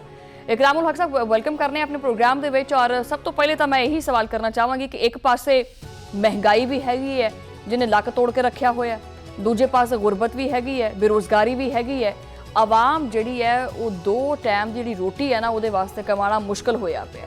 मगर पंजाब हुकूमत है उहदियां अयाशियां नहीं मुक्कण दा नां लैंदियां पईयां। 11 अरब रुपये का त्यारा खरीद लिया है। पंजाब हुकूमत वास्ते ये त्यारा खरीदना की बहुत जरूरी सी, कितना क जरूरी सी, या गुरबत बेरोजगारी नूं कंट्रोल करना जरूरी सी? मैं तुहाडे कोलों जानना चाहनी। देखो जी, बड़े अफसोस की गल है कि उन्होंने आइन के मुताबिक भी यह काम नहीं किया, क्योंकि जो भी तुसी इहो जिहा कोई खर्चा करना हो पहले तो तुसी उन्हें बजट विच दिखाना है, फिर उहदे उत्ते बहस होनी है, फिर वो लोगों को पता चलना चाहिए कि खर्चा क्यों मिलिया है। उन्होंने कोई भी ऐसी चीज़ नहीं की जो लोग भुखे मर रहे हैं और बच्चे जड़े ने उन्होंने ग्रोथ भी सही नहीं हो रही, बल्कि साढ़े जितने भी सोशल इंडिकेटर सारे तो भैड़े होंगे जा रहे हैं, भावें पंजाब हो गई या मुल्क के दूसरे हिस्से हो। तो इन्ह हालात इहो जिहा याशियां करना, इहो जिहे त्यारे खरीदना कि तुहानूं तकलीफ ना हो कि तुसीं इत्थों डेरा गाजी खां जाना है, तुसीं भागलपुर जाना है, तो तुहानूं जिहड़ी छोटी जी फ्लाइट है ਉਹਦੇ ਲਈ ਇਹੋ ਜਿਹਾ ਲਗਜ਼ਰੀ ਤਿਆਰਾ ਚਾਹੀਦਾ, ਤੁਸੀਂ ਆਮ ਤਿਆਰ ਤੇ ਵੀ ਜਾ ਸਕਦੇ ਹੋ। ਮਗਰ ਬੜੀ ਹੀ ਅਫਸੋਸ ਦੀ ਗੱਲ ਹੈ ਔਰ ਇਹਦੀ ਜਿੰਨੀ ਵੀ ਨਿੰਦਾ ਕੀਤੀ ਜਾਏ ਉਨੀ ਘੱਟ ਹੈ। ਮੇਰਾ ਖਿਆਲ ਹੈ ਕਿ ਪਾਕਿਸਤਾਨ ਦੇ ਵਿੱਚ ਸ਼ਾਇਦ ਹੁਣ ਸਾਰੇ ਵਰਲਡ ਬੈਂਕ ਵੀ IMF ਸਾਰੇ ਰੋ ਰਹੇ ਨੇ ਕਿ ਜਿਹੜੇ ਸਾਡੀਆਂ ਪਹਿਲੀਆਂ ਤੁਹਾਨੂੰ ਅਸੀਂ ਪ੍ਰਸਕ੍ਰਿਪਸ਼ਨ ਦੱਸੀਆਂ ਸਨ ਉਹ ਤੇ ਕਾਮਯਾਬ ਨਹੀਂ ਹੋਈਆਂ। ਤੁਹਾਡਾ ਇਕਨੋਮਿਕ ਮਾਡਲ ਤੇ ਕਿਸੇ ਜੋਗਾ ਨਹੀਂ, ਉਹਨੇ ਨਾ ਗੁਰਬਤ ਖਤਮ ਕੀਤੀ ਹੈ, ਨਾ ਹੀ ਉਹ ਲੋਕਾਂ ਨੂੰ ਤਾਲੀਮ ਸਹੀ ਦੇ ਰਿਹਾ ਹੈ, ਨਾ ਹੀ ਉਹ ਸਾਡੇ ਸੋਸ਼ਲ ਇੰਡੀਕੇਟਰ ਸਹੀ ਕਰ ਰਿਹਾ ਹੈ, ना कोई तालीम है, ना कोई इत्थे जिहड़ी है तुहानूं हस्पताल तुहाडे ठीक ने। ते फिर वो इन्ने साल की कर रहे सन, 5वां प्रोग्राम है IMF दा, ते वो हर प्रोग्राम सन फिर की दसदे रहे ने ते बस तुसीं लोकां दे टैक्स ही लाओ, कोई सही काम हुंदा है। ते वर्ल्ड बैंक जिहदा काम सी कि साडे जिहड़े बहुत से मनसूबे ने ਉਹਦੇ ਲਈ ਸਾਨੂੰ ਲੰਬੀ ਮੁੱਦਤ ਦੇ ਕਰਜ਼ੇ ਦੇਵੇ, ਤੇ ਉਹਨਾਂ ਨੇ ਸਾਨੂੰ ਕਿਹੜੇ ਸਾਨੂੰ ਫਿਰ ਪ੍ਰੋਜੈਕਟਸ ਦੇ ਕਰਜ਼ੇ ਦਿੱਤੇ ਸਨ। अच्छा इकरामुल हक साहब, जिस तरह कि तुसीं खुद ही IMF का जिक्र किया है, IMF भी पता है कि जी वो जानता है कि जी पाकिस्तान किस तरह अयाशियां दे विच डुबिया होया है, ठीक है, लेकिन IMF जिहड़ा वो फिर दोबारा कर्जे भी दे दिंदा है, इहदी की वजह? देखो जी, उन्होंने पता है कि जिहड़े साडे हुक्मरान ने जो तक असी आलमी जिहड़ी साम्राजी कुरता ने, क्योंकि IMF वगैरह तुहानूं पता है ना सैकेंड वर्ल्ड वॉर दे बाद वर्ल्ड बैंक कि उन्होंने बनाया सी कि तीसरी दुनिया मुल्कों के उत्ते हुण साडा वैसे फिजिकल कब्जा तो खत्म हो रहा है, मगर असी इन्हां ते वैसे मालियाती तौर ते कब्जा रखांगे। तो पाकिस्तान ने चौखी तरह ते ओहदा साबित भी किया है कि 24 दफा गया, अपनी सॉवरेनिटी खत्म करती, सारी उन्होंने जिहड़े आवाम दुश्मन पॉलिसियां सन वो बनाईयां, ते हुण वो भी मानते हैं कि हाँ जी इन्ने प्रोग्रामां दे बाद गुरबत भी बहुत ज़्यादा बढ़ गई, कि हालात बहुत खराब हो गए हैं। ਤੇ IMF ਜਿਹੜਾ ਉਹ ਐਕਸਪੈਂਡੀਚਰ ਸਾਈਡ ਤੇ ਗੱਲ ਨਹੀਂ ਕਰਦਾ, ਉਹ ਸਿਰਫ ਇਹ ਕਹਿੰਦਾ ਕਿ ਜੀ ਤੁਸੀਂ ਟੈਕਸ ਹੋਰ ਲਾਓ, ਜੇ ਤੁਸੀਂ ਖਰਚੇ ਇਹੋ ਜਿਹੇ ਕਰਨੇ ਨੇ ਤੇ ਲੋਕਾਂ ਦੀ ਜਾਨ ਤੇ ਤੁਸੀਂ ਕਿਉਂ ਪਿੱਛੇ ਪਏ ਹੋਏ ਹੋ, ਉਹਨਾਂ ਕੋਲ ਕਿਉਂ ਤੁਸੀਂ ਟੈਕਸ ਲੈ ਰਹੇ ਹੋ। ਟੈਕਸ ਤੇ ਲਿਆ ਜਾਂਦਾ ਕਿ ਲੋਕਾਂ ਨੂੰ ਤਾਲੀਮ ਦਿੱਤੀ ਜਾਏ, ਉਹਨਾਂ ਨੂੰ ਹੈਲਥ ਦਿੱਤੀ ਜਾਏ, ਮੁਲਕ ਦੀ ਭਲਾ ਕੀਤਾ ਜਾਏ, ਅੱਗੇ ਅਸੀਂ ਆਪਣੇ ਐਕਸਪੋਰਟ ਵਧਾ ਸਕੀਏ, ਲੋਕਾਂ ਨੂੰ ਹੁਨਰਮੰਦ ਬਣਾ ਸਕੀਏ। ਤੇ ਜੇ ਅਸੀਂ ਜਹਾਜ਼ਾਂ ਲਈ ਟੈਕਸ ਲਾਣੇ ਨੇ ਤੇ ਫਿਰ IMF ਵੀ ਉਹਨਾਂ ਹੀ ਮੁਜਰਮ ਹੈ ਜਿੰਨੇ ਸਾਡੇ ਰੂਲਰ ਨੇ, ਤੇ ਉਹ ਵੀ ਨੂੰ ਦੇਖ ਰਿਹਾ ਕਿ ਸਾਡੇ ਟੈਕਸ ਲਵਾਈ ਜਾ ਰਿਹਾ, ਔਰ ਟੈਕਸ ਜਾ ਕਿੱਥੇ ਰਿਹਾ, ਉਹਦੀ ਬਦਤਰੀਨ ਮਿਸਾਲ ਤੇ ਅਸੀਂ ਹੁਣ ਦੇਖ ਹੀ ਲਈਏ। वैसे इकरामुल हक साहब, एक पासे तो इन्होंने हुण ताज़ा बसंत मनाई है, दूजे पासे 11 अरब रुपये का टीका ला दिता है। ये पैसे जिहड़े हुंदे आ ये किहदी जेब चों निकलदे आ? वैसे मतलब इहदा बोझ जिहड़ा वो किहदे मोढियां ते पैंदा है जाके? देखो जी, सारी टैक्स पेयर मनी हुंदी है और जिहड़ी लोग टैक्स दिंदे ने उत्थों ही खर्चे सारे चलदे ने, ਤੇ ਉਹ ਉਹਨਾਂ ਦੇ ਉੱਤੇ ਤੁਸੀਂ ਬੋਝ ਪਾਈ ਜਾ ਰਹੇ ਹੋ, ਫਿਰ ਕਰਜ਼ੇ ਲੈ ਕੇ ਉਹ ਕਰਜ਼ੇ ਵੀ ਤੇ ਤੁਸੀਂ ਉਤਾਰਨੇ ਹੁੰਦੇ ਨੇ, ਉਹ ਫਿਰ ਹੋਰ ਟੈਕਸ ਵਧਾ ਦਿੰਦੇ ਨੇ। ਔਰ ਤੁਸੀਂ ਦੇਖੋ ਕਿ ਇਸ ਵੇਲੇ ਪਾਕਿਸਤਾਨ ਉਹ ਕੌਮ ਬਣ ਚੁੱਕੀ ਹੈ ਜਿਹਦੇ ਉੱਤੇ ਪੂਰੀ ਦੁਨੀਆ ਦੇ ਵਿੱਚ ਸਭ ਤੋਂ ਜ਼ਿਆਦਾ ਟੈਕਸ ਹੈ। ਫਿਰ ਉੱਤੋਂ ਇਹੋ ਜਿਹਾ ਪ੍ਰੋਪਗੈਂਡਾ ਕਰਦੇ ਨੇ ਕਿ ਪਾਕਿਸਤਾਨ ਤੇ ਟੈਕਸ ਚੋਰ ਨੇ, ਬਈ ਤੁਸੀਂ ਹੋਰ ਕਿੰਨਾ ਟੈਕਸ ਲਾਣਾ ਸਾਡੇ ਤੇ। ਅੱਛਾ, ਬਿਆਨੀਆਂ ਵੀ ਉਹਨਾਂ ਨੇ ਇਹੋ ਜਿਹਾ ਬਣਾ ਰੱਖਿਆ ਹੈ ਕਿ ਇੱਧਰੋਂ ਵੀ ਕੋਈ ਵੀ ਜਿਹੜਾ ਸਾਡੇ ਸੋ ਕਾਲ ਦਾਨਿਸ਼ਵਰ ਨੇ ਜਾਂ ਮਈਸ਼ਤਦਾਨ ਨੇ, ਇਹ ਵੀ ਹਰ ਵੇਲੇ ਆ ਕੇ ਟੀਵੀ ਤੇ ਕਹਿੰਦੇ ਰਹਿੰਦੇ ਨੇ ਕਿ ਪਾਕਿਸਤਾਨ 'ਚ ਟੈਕਸ ਬੜਾ ਘੱਟ ਇਕੱਠਾ ਹੁੰਦਾ ਜੀ, ਪਾਕਿਸਤਾਨ ਦੇ ਲੋਕ ਟੈਕਸ ਨਹੀਂ ਦਿੰਦੇ। ਇਹ ਸਾਰੇ ਦੇ ਸਾਰੇ ਜਾਂ ਤੇ ਉਹ ਨੇ ਜਿਹੜੇ ਫਿਰ IMF ਦੀ ਕੰਸਲਟੈਂਸੀ ਕਰਦੇ ਨੇ, ਜਾਂ ਤੇ ਫਿਰ ਉਹਨਾਂ ਨੂੰ ਸਮਝ ਹੀ ਨਹੀਂ ਹੈਗੀ ਗੱਲ ਦੀ। ਪਾਕਿਸਤਾਨੀ ਲੋਕ ਜਿਹੜੇ ਨੇ ਉਹ 18% ਜਿਹੜਾ ਹੈ ਉਹ ਸੇਲ ਟੈਕਸ ਦਿੰਦੇ ਨੇ ਹਰ ਚੀਜ਼ ਤੇ। ਤੁਸੀਂ ਇਹ ਗੱਲ ਦੱਸੋ ਕਿ ਇਹ ਤੇ ਉਹਨਾਂ ਮੁਲਕਾਂ 'ਚ ਜਿਹੜੇ ਵੈਲਫੇਅਰ ਸਟੇਟ ਨੇ, ਕੀ ਪਾਕਿਸਤਾਨ ਸਵੀਡਨ ਤੇ ਨਾਰਵੇ ਬਣ ਗਿਆ ਹੈ? ਕਿ ਪਾਕਿਸਤਾਨ ਜਿਹੜਾ ਉਹ ਉਹਨਾਂ ਯੂਰਪੀ ਮੁਲਕਾਂ ਦੇ ਬਰਾਬਰ ਪਹੁੰਚ ਗਿਆ ਜਿੱਥੇ ਇੰਨਾ ਟੈਕਸਾਂ ਦੇ ਬਦਲੇ ਦੇ ਵਿੱਚ ਤੁਹਾਨੂੰ ਹਰ ਚੀਜ਼ ਦਿੱਤੀ ਜਾਂਦੀ ਹੈ ਔਰ ਲੋਕ ਹੀ ਖੁਸ਼ਹਾਲ ਜ਼ਿੰਦਗੀ ਗੁਜ਼ਾਰਦੇ ਨੇ? ਤੇ ਜਿਹੜਾ ਤਬਕਾਤੀ ਫਰਕ ਹੈ ਉਹ ਵੀ ਉੱਥੇ ਉਹਨਾਂ ਨੇ ਘੱਟ ਕੀਤਾ ਹੈ। ਤੇ ਉਹ ਜਿਹੜੀ ਯੂਰਪ ਦੇ ਵਿੱਚ ਰੋਸ਼ਨ ਖਿਆਲੀ ਆਈ ਸੀ, ਉਹ ਇੰਡਸਟਰੀਅਲ ਰੈਵੋਲੂਸ਼ਨ ਦੇ ਬਾਅਦ ਜਿਹੜੇ ਉੱਥੇ ਬਹੁਤ ਸਾਰੇ ਇਨਕਲਾਬਾਤ ਆਏ, ਉਹਦਾ ਮਕਸਦ ਤੇ ਇਹ ਸੀ ਕਿ ਅਮੀਰ ਲੋਕਾਂ ਨੂੰ ਟੈਕਸ ਲਾ ਕੇ ਗਰੀਬ ਲੋਕਾਂ ਦੀ ਹਾਲਤ ਬਿਹਤਰ ਕੀਤੀ ਜਾਏ। ਤੇ ਅਸੀਂ ਤਾਂ ਉਲਟਾ ਕਰ ਰਹੇ ਹਾਂ, ਗਰੀਬ ਲੋਕਾਂ ਕੋਲ ਟੈਕਸ ਲੈ ਕੇ ਅਮੀਰ ਲੋਕਾਂ ਦੇ ਜਹਾਜ਼ਾਂ ਦੇ ਤੇ ਹੋਰ ਯਾਸ਼ੀਆਂ ਲਈ। ਉਹਦੇ ਇਸ ਤੋਂ ਇਲਾਵਾ ਹੋਰ ਵੀ ਬਥੇਰੀਆਂ ਸਹੂਲਤਾਂ, ਜਿਸ ਤਰ੍ਹਾਂ ਕਿ ਉਹ 21ਵੇਂ 22ਵੇਂ ਗ੍ਰੇਡ ਜਿਹੜੇ ਅਫਸਰ ਨੇ ਉਹਨਾਂ ਨੂੰ ਗੱਡੀਆਂ ਅਪਗ੍ਰੇਡ ਕਰ ਦਿੱਤੀਆਂ ਵੀ ਇੰਨਾ ਪੈਟਰੋਲ ਤੁਸੀਂ ਫੂਕੋ, ਯਾਸ਼ੀਆਂ ਕਰੋ, ਬਸ ਆਵਾਮ ਹੈਗੀ ਹੈ ਨਾ, ਇਹਨਾਂ ਦਾ ਵਸ ਚੱਲੇ ਤਾਂ ਇਹ ਹਰ ਬੰਦੇ ਦਾ ਨਾ। ਮੈਂ ਤਾਂ ਇਕਰਾਮ ਸਾਹਿਬ ਇਹ ਗੱਲ ਕਹਿਣੀ ਹੈ ਬੜੇ ਵਸੂਖ ਨਾਲ, ਇਹਨਾਂ ਦਾ ਵਸ ਨਹੀਂ ਚੱਲਦਾ ਪਿਆ। ਅਗਰ ਵਸ ਚੱਲੇ ਤਾਂ ਇਹ ਹਰ ਪਾਕਿਸਤਾਨੀ ਦੇ ਕੋਲੋਂ ਆਖਣ ਕਿ ਵੀ ਤੂੰ ਨਾ ਹਰ ਰੋਜ਼ 2 ਕਿਲੋ ਜਿਹੜਾ ਹੈ ਨਾ, ਇਹ ਸੌਰੀ 2 ਕਿਲੋ ਕਹਿ ਦਿੱਤਾ ਹੈ, 2 ਲੀਟਰ ਖੂਨ ਦੀ ਜਿਹੜੀ ਬੋਤਲ ਹੈ ਨਾ ਉਹ ਵੀ ਤੂੰ ਦੇਣੀ ਹੈ। ਇਹ ਲੀਟਰ 2 ਲੀਟਰ ਖੂਨ ਵੀ ਲੈ ਸਕਦੇ ਇਹ। ਦੇਖੋ ਜੀ ਕਿੰਨੀ ਸ਼ਰਮਨਾਕ ਗੱਲ ਹੈ ਕਿ ਜਿਹੜੇ ਸਰਕਾਰੀ ਅਫਸਰ ਨੇ ਜਿਹੜੇ ਖੁਸ਼ਾਮਦੀ ਬਣੇ ਹੋਏ ਨੇ, ਇੱਕ ਪਾਸੇ ਸਾਨੂੰ ਆ ਕੇ ਕਹਿੰਦੇ ਨੇ ਜੀ ਅਸੀਂ ਬੈਲਟ ਟਾਈਟ ਕਰਨੀ ਹੈ ਜੀ, ਸਾਡੇ ਬੜੇ ਮਸਲੇ ਨੇ ਜੀ, ਸਾਡਾ ਟੈਕਸ ਘੱਟ ਇਕੱਠਾ ਹੁੰਦਾ ਜੀ, ਸਾਡੇ ਦੇ ਖਰਚੇ ਪੂਰੇ ਨਹੀਂ ਹੁੰਦੇ। ਔਰ ਦੂਸਰੇ ਪਾਸੇ ਇਹ ਵੀ ਕਹਿੰਦੇ ਨੇ ਕਿ ਅਸੀਂ ਇਲੈਕਟ੍ਰਿਕ ਗੱਡੀਆਂ ਦਾ ਜਿਹੜੀਆਂ ਨੇ ਉਹਨੂੰ ਪ੍ਰਮੋਟ ਕਰਨਾ ਚਾਹੀਦਾ ਹੈ ਔਰ ਜਿਹੜਾ ਸਾਡਾ ਮਸਲਾ ਹੈਗਾ এনवायरमेंट ਦਾ ਉਹ ਠੀਕ ਹੋਣਾ ਚਾਹੀਦਾ। ਦੂਸਰੇ ਪਾਸੇ ਉਹ ਪੈਟਰੋਲ ਫੂਕਣ ਵਾਲੀਆਂ ਗੱਡੀਆਂ ਲਈਆਂ ਨੇ, ਉਹਦੀ ਵੀ ਕੋਈ ਹੱਦ ਨਹੀਂ ਕਿ ਜਿੰਨੀ ਮਰਜ਼ੀ ਤੁਸੀਂ ਗੱਡੀਆਂ ਦੇ ਉੱਤੇ ਪੈਟਰੋਲ ਫੂਕੋ। ਇਹ ਦੱਸਦਾ ਹੈ ਕਿ ਜਿਹੜੇ ਇਹਨਾਂ ਦੀ ਗੱਲਾਂ ਨੇ ਉਹ ਕੁਝ ਹੋਰ ਨੇ ਤੇ ਅਮਲ ਇਹਨਾਂ ਦੇ ਕੁਝ ਹੋਰ ਨੇ। ਐਸੀ ਵਜ੍ਹਾ ਹੈ ਕਿ ਗਰੀਬ ਬੰਦੇ ਜਿਹੜੇ ਨੇ ਉਹ ਗਰੀਬ ਹੁੰਦੇ ਜਾਂਦੇ ਨੇ ਔਰ ਉਹਨਾਂ ਦੀ ਜ਼ਿੰਦਗੀ ਇੰਨੀ ਮੁਸ਼ਕਲ ਹੋ ਗਈ ਹੈ, ਉਹ ਵਿਚਾਰੇ ਸਵੇਰ ਤੋਂ ਸ਼ਾਮ ਤੱਕ ਮਿਹਨਤ ਕਰਦੇ ਨੇ, ਫਿਰ ਵੀ ਉਹਨਾਂ ਨੂੰ 2 ਵਕਤ ਦੀ ਚੰਗੀ ਨਿਊਟ੍ਰੀਸ਼ਨ ਵਾਲੀ ਰੋਟੀ ਵੀ ਨਹੀਂ ਲੱਭਦੀ। ਔਰ ਇਹਨਾਂ ਦੇ ਤੁਸੀਂ ਯਾਸ਼ੀਆਂ ਦੇਖੋ ਕਿ ਮੈਂ ਹੈਰਾਨ ਹਾਂ ਕਿ ਉਹਨਾਂ ਮੁਲਕਾਂ ਦੇ ਵਿੱਚ ਹੀ ਜਿੱਥੇ ਅਸੀਂ ਹੁਣ ਸੋਚ ਵੀ ਨਹੀਂ ਸਕਦੇ, ਚਲੋ ਠੀਕ ਹੈ ਜ਼ਮਾਨੇ 'ਚ ਕਲੋਨੀਅਲ ਪਾਵਰ ਸਨ ਤੋਂ ਯਾਸ਼ੀਆਂ ਕਰਦੇ ਸਨ, ਹੁਣ ਉਹ ਕਿਸ ਤਰ੍ਹਾਂ ਰਹਿੰਦੇ ਨੇ ਉੱਥੋਂ ਦੇ ਜਿਹੜੇ ਇਲੈਕਟਿਡ ਰਿਪਰੈਜ਼ੈਂਟੇਟਿਵ ਨੇ ਤੇ ਸਾਡੇ ਕਿਵੇਂ ਰਹਿੰਦੇ ਨੇ? 3-3, 400% ਇਹਨਾਂ ਨੇ ਆਪਣੀਆਂ ਤਨਖਾਹਾਂ ਵਧਾ ਲਈਆਂ, ਨਾਲ ਇਹਨਾਂ ਦੇ ਅਫਸਰਸ਼ਾਹੀ ਮਿਲੀ ਹੋਈ ਹੈ। ਉਹਨਾਂ ਨੂੰ ਇਹ ਕਹਿੰਦੇ ਨੇ ਜੀ ਤੁਸੀਂ ਸਾਨੂੰ ਟੈਕਸ ਨਾ ਲਾਓ ਔਰ ਲੋਕਾਂ ਕੋਲੋਂ ਟੈਕਸ ਲਵੋ ਔਰ ਸਾਡੀਆਂ ਯਾਸ਼ੀਆਂ ਜਾਰੀ ਰੱਖੋ, ਕਰਜ਼ੇ ਲਵੋ, ਤੁਸੀਂ ਆਪ ਵੀ ਯਾਸ਼ੀਆਂ ਕਰੋ। ਇਹਨਾਂ ਯਾਸ਼ੀਆਂ ਵਾਸਤੇ ਕੀ ਨਹੀਂ ਬਰਦਾਸ਼ਤ ਕਰਦੇ। ਅੱਛਾ, ਮੈਂ ਚਾਹਾਂਗੀ ਕਿ ਇਸ ਸਵਾਲ ਦਾ ਜਵਾਬ ਤੁਸੀਂ ਜ਼ਰਾ ਤਫਸੀਲੀ ਦਿਓ ਕਿ ਹਕੂਮਤ ਨਾ, ਹਰ ਹਕੂਮਤ ਹੀ ਵੈਸੇ ਇਹ ਦਾਵਾ ਕਰਦੀ ਹੈ, ਇਹ ਹਕੂਮਤ ਵੀ ਦਾਵਾ ਕਰਦੀ ਪਈ ਹੈ, ਮੁਸਲਸਲ ਇਹ ਦਾਵਾ ਕੀਤਾ ਜਾ ਰਿਹਾ ਹੈ ਕਿ ਜੀ ਕਿ ਮਈਸ਼ਤ ਜਿਹੜੀ ਉਹ ਬੜੀ ਬਿਹਤਰ ਹੁੰਦੀ ਪਈ ਹੈ ਔਰ ਇਸਤਹਿਕਾਮ ਆਂਦਾ ਪਿਆ, ਮਗਰ ਦੂਜੇ ਪਾਸੇ ਗੁਰਬਤ ਜਿਹੜੀ ਉਹ ਤਵਾਤਰ ਨਾਲ ਵਧੀ ਜਾ ਰਹੀ ਹੈ, ਉਹਦੇ ਵਿੱਚ ਇਜ਼ਾਫਾ ਦੇਖਣ ਨੂੰ ਮਿਲਦਾ ਪਿਆ। ਤੁਹਾਡੇ ਨਜ਼ਦੀਕ ਮੈਂ ਇਹਦਾ ਜਿਹੜਾ ਜਵਾਬ ਹੈ ਤਫਸੀਲੀ ਲੈਣਾ ਚਾਹਾਂਗੀ ਕਿ ਮੁਲਕ ਦੇ ਵਿੱਚ ਜਿਹੜੀ ਇਹ ਗੁਰਬਤ ਹੈ ਇਹਦੇ ਇਜ਼ਾਫੇ ਦੀ ਵਜੂਹਾਤ ਬੇਸਿਕਲੀ ਕੀ ਹੁੰਦੀਆਂ ਨੇ? ਜੀ ਪਹਿਲੀ ਜਿਹੜੀ ਤੁਸੀਂ ਗੱਲ ਕੀਤੀ ਹੈ ਕਿ ਮਈਸ਼ਤ ਦੀ ਬਿਹਤਰੀ ਆਈ ਹੈ, ਇਹ ਵੀ ਇੱਕ ਬੜਾ ਫਰਾਡ ਹੁੰਦਾ ਹੈ ਕਿ ਜਦੋਂ ਆਉਂਦੇ ਨੇ IMF ਦੇ ਪ੍ਰੋਗਰਾਮ ਦੇ ਵਿੱਚ ਇੰਪੋਰਟ ਬੰਦ ਕਰਦੇ ਨੇ, ਬਾਹਰੋਂ ਲੋਕ ਤੇ ਪੈਸੇ ਘੱਲਦੇ ਹੁੰਦੇ ਨੇ, ਐਕਸਪੋਰਟ ਵਧਾਉਂਦੇ ਕੋਈ ਨਹੀਂ, ਫਿਰ ਕਹਿੰਦੇ ਨੇ ਕਿ ਜੀ ਉਹ ਦਰਅਸਲ ਸਾਡੇ ਨੰਬਰ ਬੜੇ ਅੱਛੇ ਹੋ ਗਏ ਨੇ ਕਿਉਂਕਿ ਸਾਡਾ ਜਿਹੜਾ ਕਰੰਟ ਅਕਾਊਂਟ ਡੈਫਿਸਿਟ ਉਹ ਘਟ ਗਿਆ। ਉਹ ਨੰਬਰਾਂ ਦੀ ਗੇਮ ਖੇਲਦੇ ਰਹਿੰਦੇ ਨੇ ਔਰ ਉਹਦੇ ਸਿਰਫ ਇੱਕੋ ਹੀ ਕੰਮ ਕਰਦੇ ਨੇ, ਲੋਕਾਂ ਦੇ ਟੈਕਸ ਵਧਾਉਂਦੇ ਨੇ, ਯੂਟਿਲਿਟੀ ਬਿੱਲ ਵਧਾਉਂਦੇ ਨੇ ਤੇ ਉਹ ਬਾਹਰੋਂ ਜਿਹੜੀ ਇਹ ਚੀਜ਼ਾਂ ਆਉਣ ਦੀ ਆਪਣੀ ਤਯਾਸ਼ੀ ਦੀਆਂ ਚੀਜ਼ਾਂ ਮੰਗਵਾਉਂਦੇ ਰਹਿੰਦੇ ਨੇ ਤੇ ਜਿਹੜੀ ਲੋਕਾਂ ਦੀ ਐਕਸਪੋਰਟ ਕਰਨੀ ਹੈ ਇੱਥੋਂ ਚੀਜ਼ਾਂ ਸਸਤੀਆਂ ਆਉਣ ਤੇ ਫਿਰ ਤੁਸੀਂ ਬਾਹਰ ਕਰ ਲਓ ਤੇ ਉਹਨਾਂ ਨੂੰ ਵੈਲਿਊ ਐਡ ਕਰਕੇ ਉਹ ਵੀ ਰੋਕ ਦਿੰਦੇ ਨੇ ਔਰ ਬਸ 4-5 ਨੰਬਰ ਅੱਛੇ ਦਿਖਾ ਕੇ ਜਿਹੜੇ IMF ਨੂੰ ਚਾਹੀਦੇ ਹੁੰਦੇ ਨੇ ਤੇ ਬੜਾ ਸ਼ੋਰ ਮਚਾਉਂਦੇ ਨੇ, ਫਿਰ ਵੱਡੇ ਸਪਲੀਮੈਂਟ ਦਿੰਦੇ ਨੇ ਅਖਬਾਰਾਂ 'ਚ ਆ ਕੇ, ਤਕਰੀਰਾਂ ਵੀ ਫਰਮਾਉਂਦੇ ਨੇ, ਕਈ ਦਫਾ ਇਸ਼ਤਿਹਾਰ ਵੀ ਦਿੰਦੇ ਨੇ ਤੇ ਲਓ ਜੀ ਅਸੀਂ ਤੇ ਸਭ ਚੰਗਾ ਕਰ ਦਿੱਤਾ। ਹੁਣ ਗੁਰਬਤ ਦੀ ਜਿਹੜੀ ਤੁਸੀਂ ਵਜ੍ਹਾ ਪੁੱਛੀ ਹੈ, ਤਫਸੀਲੀ ਜਵਾਬ ਮੈਂ ਤੁਹਾਨੂੰ ਇੰਝ ਦੇਣਾ ਕਿ ਦੇਖੋ ਜੀ ਸਭ ਤੋਂ ਪਹਿਲੇ ਤੇ ਮਸਲਾ ਹੈਗਾ ਕਿ ਮਹਿੰਗਾਈ ਜਿਹੜੀ ਹੈ ਉਹ ਕਿਉਂ ਹੁੰਦੀ ਹੈ? ਉਹ ਇਸ ਲਈ ਹੁੰਦੀ ਹੈ ਕਿ ਉਹ ਵੀ ਇੱਕ ਟੈਕਸ ਹੀ ਹੁੰਦਾ ਹੈ ਕਿਉਂਕਿ ਉਹ ਬਗੈਰ ਲੈਜਿਸਲੇਸ਼ਨ ਤੇ ਟੈਕਸ ਹੁੰਦਾ ਹੈ, ਜਿਹੜਾ ਉਹ ਪੈਸਾ ਗਰੀਬ ਬੰਦੇ ਦੀ ਜੇਬ 'ਚੋਂ ਨਿਕਲ ਕੇ ਅਮੀਰ ਬੰਦੇ ਦੀ ਜੇਬ ਵਿੱਚ ਆਉਂਦਾ। ਚੀਨੀ ਦੀਆਂ ਕਾਰਖਾਨੇ ਕਿੰਨਾ ਦੇ ਨੇ ਸਾਨੂੰ ਪਤਾ ਹੈ, ਚੀਨੀ ਕਿਵੇਂ ਮਹਿੰਗੀ ਹੋਈ ਹੈ ਤੁਸੀਂ ਦੇਖੋ, ਉਹਦੇ ਤੇ ਉਹਨਾਂ ਦਾ ਕੋਈ ਕੰਟਰੋਲ ਨਹੀਂ ਹੈਗਾ। ਅਵਲ ਤਾਂ ਚੀਨੀ ਅਸੀਂ ਕਿਉਂ ਇੰਨੀ ਇਸਤੇਮਾਲ ਆਪਣੇ ਲੋਕਾਂ ਨੂੰ ਕਰਵਾਉਂਦੇ ਆ ਤਾਂ ਕਿ ਉਹ ਬਿਮਾਰ ਹੋਣ, ਮਗਰ ਇਹ ਜਿਹੜੀ ਜ਼ਹਿਰ ਵਾਲੀ ਚੀਜ਼ ਹੈ ਉਹ ਵੇਚ ਕੇ ਤੇ ਸਾਡੇ ਸਾਰੇ ਹੁਕਮਰਾਨ ਤੁਸੀਂ ਦੇਖੋ ਹਰ ਇੱਕ ਪਾਰਟੀ ਦੇ ਜਿਹੜੇ ਕਰਦਾ ਲੋਕ ਨੇ ਉਹਨਾਂ ਦੀਆਂ ਕਿੰਨੀਆਂ ਮਿਲਾਂ ਨੇ। ਅੱਛਾ, ਇਹ ਉਥੋਂ ਕੀਮਤਾਂ ਵਧਾਉਂਦੇ ਨੇ, ਫਿਰ ਜਿਹੜੇ ਇਹਨਾਂ ਦੀਆਂ ਆਪਣੀਆਂ ਐਗਰੀਕਲਚਰ ਉੱਥੇ ਟੈਕਸ ਤੇ ਲੈਂਦੇ ਕੋਈ ਨਹੀਂ, ਪਰ ਇਹਨਾਂ ਨੇ ਗੰਦਮ ਵੀ ਲਾਣੀ ਹੈ, ਸਾਰਾ ਕੁਝ ਇਹਨਾਂ ਦੀਆਂ ਵੱਡੀਆਂ ਜ਼ਮੀਨਾਂ ਰਹਿ ਗਈਆਂ ਹੁਣ, ਉਹ ਫਿਰ ਉਹਨਾਂ ਦੀ ਕੀਮਤ ਵਧਾਣੀ ਹੈ, ਉਹ ਅਸੀਂ ਸਾਡੇ ਕੋਲੋਂ ਪੱਡੇ ਆ ਗਈ ਹੈ। ਤੇ ਗਰੀਬ ਬੰਦੇ ਨੇ ਜਿਹੜੀ ਮਿਹਨਤ ਕਰਨੀ ਉਹ ਸਾਰਾ ਪੈਸਾ ਇਹਨਾਂ ਨੇ ਇੰਝ ਹੀ ਵਾਪਸ ਲੈ ਜਾਣਾ ਹੈ, ਜਿਹੜੀ ਥੋੜਾ ਬਹੁਤ ਉਹਨਾਂ ਨੇ ਫਿਰ ਟੈਕਸਾਂ 'ਚ ਵੀ ਤੁਹਾਨੂੰ ਜਿਹੜਾ ਉਹ ਝਟਕਾ ਦੇਣਾ ਹੈ। ਤੇ ਆਪ ਇਹਨਾਂ ਦਾ ਹਾਲ ਹੈ ਕਿ ਅੱਜ ਵੀ ਤੁਸੀਂ ਅਗਰ FBR ਦੀ ਜਾ ਕੇ ਸਾਈਟ ਤੇ ਵੇਖੋ ਤੇ ਤੁਹਾਨੂੰ ਪਤਾ ਚੱਲੇਗਾ ਕਿ 5 ਖਰਬ ਰੁਪਏ ਦੇ, ਅਰਬ ਨਹੀਂ 5 ਖਰਬ ਰੁਪਏ ਦੇ ਇਹਨਾਂ ਨੇ ਟੈਕਸ ਐਗਜ਼ੈਂਪਸ਼ਨਾਂ ਦਿੱਤੀਆਂ ਹੋਈਆਂ।